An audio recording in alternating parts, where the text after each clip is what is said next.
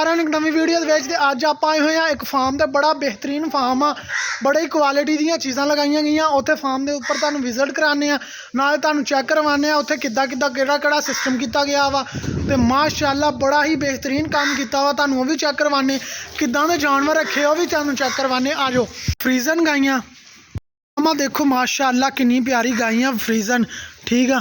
फ्रीजन गाइयां वा चेक करो माशाअल्लाह इत्थे इन्होंने पक्का सिस्टम किया वा इंदा ठीक है। उधर जो दूसरा वा वो निक्के बच्चों वास्ते सिस्टम बनाया है वा ते आ यार गर्मियों के आ शावर लगा होया ठीक आ सामने आ शावर का सिस्टम है हाँ इन्होंने इधर वाली साइड तो ठीक आ भी आ पहले ना दूजे तीजे सूए आ दूजे सूए वालियां तीसरे सूए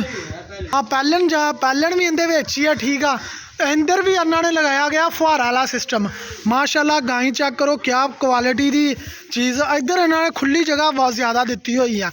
जिदा मर्जी खुले भजे फिरन जानवरों के पिछे ठीक आ। ते आ देखो इन्होंने टैग शैग लगाए हुए जानवरों क्या कमाल की चीज़ बनाई आ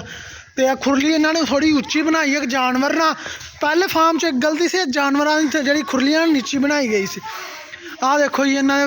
सिस्टम किया गया नमक इन्हों वास्ते रखा गया वा आ गए छोटे बच्चों का सिस्टम ओ देखो छोटे बच्चे भजे फिरदे आ शैड चेक कर लो कितना प्यारा शैड तैयार किया गया बच्चे चेक करो पहले बच्चे आ फ्रीजन आ भी गाई आ फ्रीजन इन्हों का टोटल दुध आ ना एक गाय का वो है वा तकरीबन 12 किलो एवरेज 10 किलो एवरेज इन्हों की एक गाय दी पई आ छोटे जानवरों वास्ते आ।